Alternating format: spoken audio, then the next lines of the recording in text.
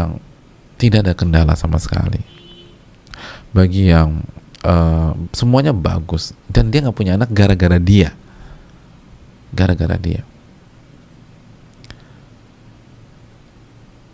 gara-gara dia nggak mau.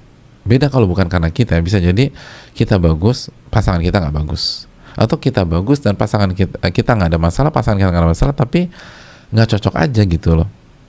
Akhirnya kan ada macam-macam ya teori ya, dan saya nggak mau bicara panjang lebar kan ini bukan fak dan ekspertis saya, tapi intinya bisa jadi dua couple itu suami istri nggak ada masalah, tapi begitu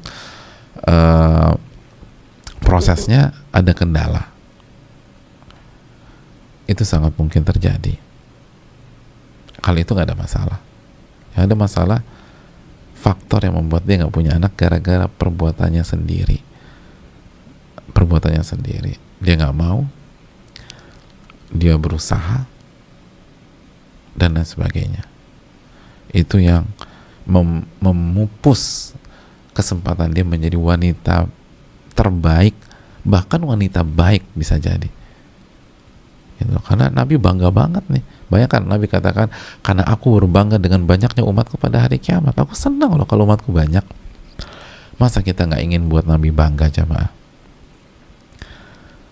Mau buat Nabi bangga pakai apa lagi gitu lah. Kalau kita pikir-pikir, pakai tahajud, ya aduh, tahajud kita pas-pasan. Pakai bacaan Quran, aduh, baca Quran kita masih salah-salah. Ya udah dari anak deh. Tapi fight bener-bener. Dan itu tadi jangan hanya berusaha punya anak aja. Tadi kata para ulama berusaha mendidik, mengawal tumbuh kembangnya, merawat mereka, dan seterusnya. Wallahu ta'ala alam bisawab. Ya. Dan kita berharap kita punya andil dalam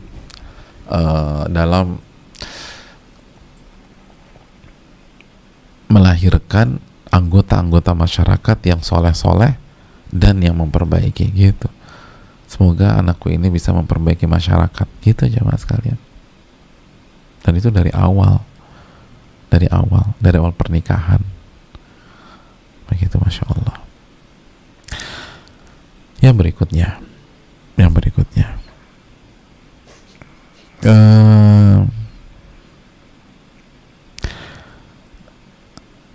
Al-Muwatiyah.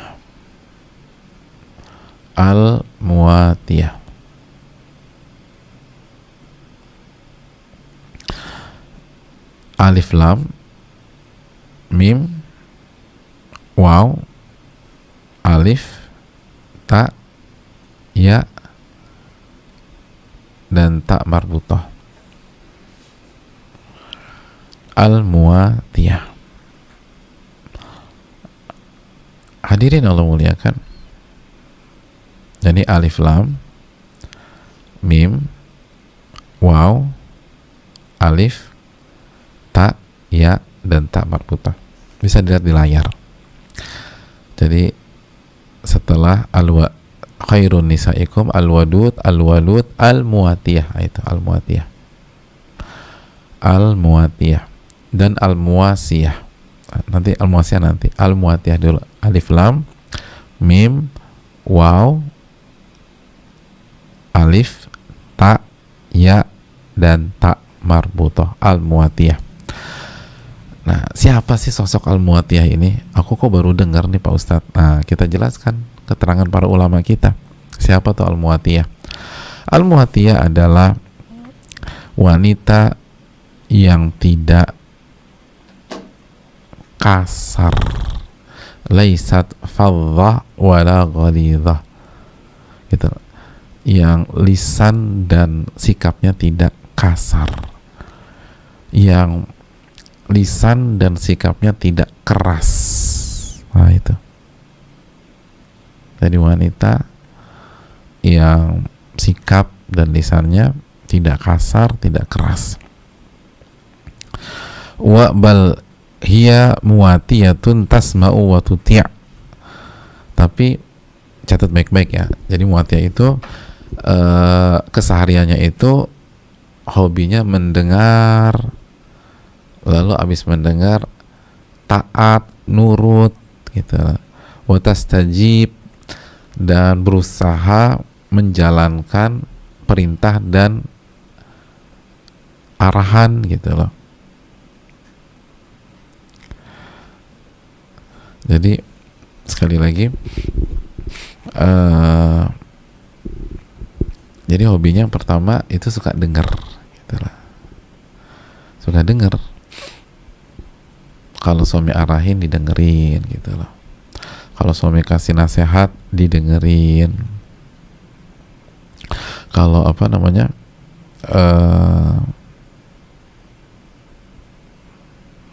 suami cerita tuh didengerin, suami cerita.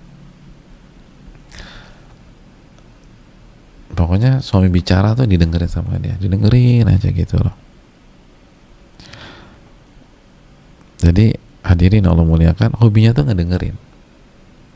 Kalau ngobrol atau cerita jadi pendengar yang baik, kalau itu arahan, itu perintah, itu nasihat, didengarkan dengan seksama. Hadirin Allah muliakan,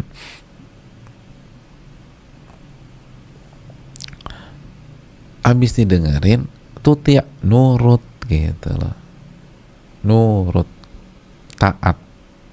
Jadi yang pertama apa? Dengar. Jadi wanita terbaik adalah pendengar setia. Itu catat tuh. Jadi kalau mau jadi wanita terbaik, kita harus punya mental pendengar setia, khususnya dengerin suami. Terus yang kedua, taat, nurut. Taat dan nurut. Terus yang ketiga, tastajib, responsif gitu loh. Jadi cepat dalam merespon, respon positif. Respon positif. Jadi sekali dikasih tahu langsung tek tek tek gitu. Sekali kasih tahu tek tek tek gitu loh jamaah. Tastajib. Disambut gitu loh. Arahan suami disambut. Nasihat suami disambut. Perintah suami disambut. Nasihat suami disambut. Itu istijabah, tastajib. Jelas nih jamaah. Jadi apa? Jadi pendengar yang baik, nurut dan taat, dan menyambut gitu loh. Itu wanita-wanita terbaik tuh begitu. Walaupun dia lebih cerdas daripada suaminya, walaupun mungkin dia lebih kaya daripada suaminya, walaupun tes IQ-nya lebih tinggi daripada suaminya, enggak, dia tetap, pokoknya suami bilang dengar dia. Dan dia nggak bilang, aku mah udah tahu itu dari 17 tahun yang lalu mas. Loh, lalu suaminya baru dengar kajian tentang itu kemarin gitu loh. Dia baru dengar kajian tentang itu kemarin. Tahu nggak, kemarin tuh aku dengar ustadz bla bla bla. Oh ya, aku pikir ada apa mas, aku mau udah denger di daurah remaja 17 tahun yang lalu. Ya Allah, suaminya diam aja, sedih suaminya tuh. Ngomong dijawab gitu. Kemarin aku ikut kajian ternyata gini-gini. Ya Allah mas, kamu baru tahu itu, kemana aja dari dulu gitu. Nyebelin gak sih kalau istri bilang begitu? Jadi pokoknya dijawab segala macam. Jadi pendengar setia. Oh iya ya, oh masya Allah. Dan walaupun mungkin kita udah tahu, tetap aja apa responnya tuh kayak baru tahu gitu loh, kalau suami ngomong. Masih ingat ucapan Atha bin Abi Robah? Atha tuh kalau ketemu anak muda, pernah ketemu anak muda, anak muda cerita aja tentang sebuah hal, tentang urusan atau masalah agama. Atau tuh, oh begitu ya, masya Allah, jazakallah khairan. Memperlihatkan gestur dan mimik orang yang mendapatkan ilmu baru. Begitu anak mudanya pergi, kata Atha apa? Aku sudah tahu yang dia sampaikan sebelum dia lahir. Allahu Akbar. Sebelum dia lahir, saya udah tahu itu. Tapi itulah adab, itulah akhlak. Oh masya Allah. Oh ternyata gitu ya. Ya masya Allah, masya Allah. Tahu nggak, tadi tuh khutbah Jumat, ternyata khutibnya bilang ternyata menuntut ilmu itu wajib loh, yang kita udah ngaji udah 4 tahun yang